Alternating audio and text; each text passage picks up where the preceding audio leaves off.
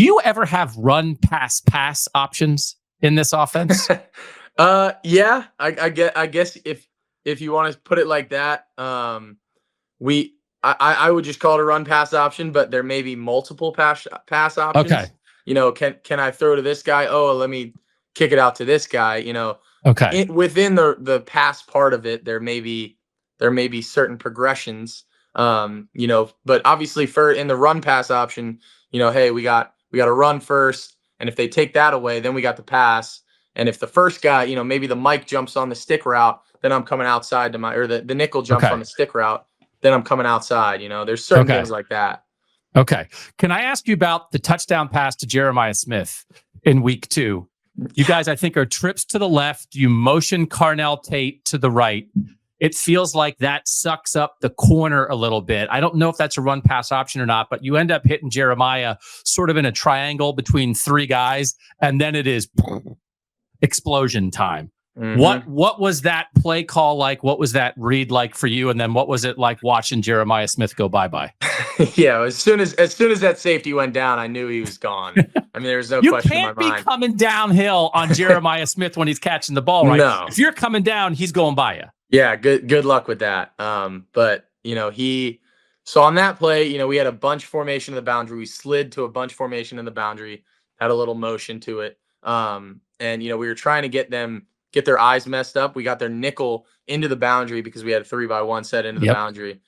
And they didn't bounce the backers back out when we motioned Carnell back out to the field. So they really had no flat player to the field on that play. So it was really easy pickings for me because on that play, I'm in and outing the field flat defender with a throw. If we have 2 flat defenders in the field and we're giving it, if we have one, then we're reading it. But if they have 0, then you kind of have your pick. And I looked out there, and I really probably could have thrown it to either of them, to Carnell or Jeremiah. But obviously, on that one, we'd prefer to throw the hitch route. So Jeremiah just came open, put it on him because there was no flat defender out there, and that's my read. So just put it on him and let him do the rest. And that was obviously pretty fun to watch. Can I be honest here with things? And I just we have to make an admission here. We guys like me and fans, we just sit back and we talk about run pass options and all this stuff like, run pass option, no big deal. And then you quarterbacks at times talk about things and you sound like you have a computer in your brain and you're just like all these things. What do you have to do? And now you've been doing this for 5 years, but like the processing that has to happen in a nanosecond. Is it even, how much is it thought right now? How much is it instinct because you have drilled it so often? And what does it really take? I was thinking about this. Like I was going through the drive-through the other day at a fast food place, and the person who was like taking an order and also handing me my food and doing the change at the same time, I thought, I can't do that. That's 2 things at once, and I can't do that. I can't play the drums where I have my foot and my hand going at the same time.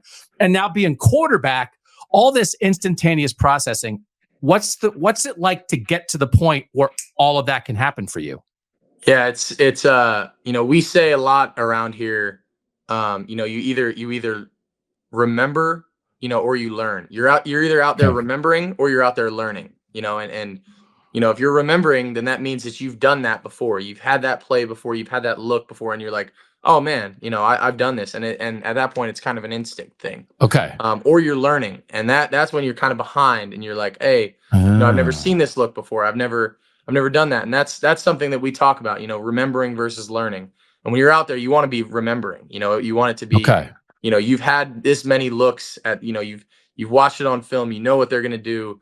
It's all in your preparation, and then translating it to the field, and I think that was why we had the game that we had this week was, I think, the way that we practiced. I think we practiced really, really well, really, really fast. It's all about experience and reps and getting those reps. And the more that you rep it, the more that you see that, that look, the faster you can just react to it and let things come to you, and I think one of the biggest things that I've noticed as being a quarterback here at Ohio State is, you can't take any plays off, mentally or physically, even if it's a play where I don't necessarily have any responsibilities, all I got to do is, toss the ball to the running back or whatever it may be. there's still things I need to look at. I need to time up the motion right. I need to make sure that they're in the right look. That we're lined up correctly. Like every little thing has to be paid attention to. And Yep. if you have that sharp laser focus every single play, that you're like, man, I'm just going to execute this play one play at a time. Like that mindset has helped me a lot, and it's kept me more locked in. And like, I knew exactly what Western Michigan was going Okay. to do, just because of all the film that we had watched and what we knew what they were going to do. And things like that. It's all banked reps and experience, and learning back on, leaning back on the training that you've had, because you follow to the lever you're training.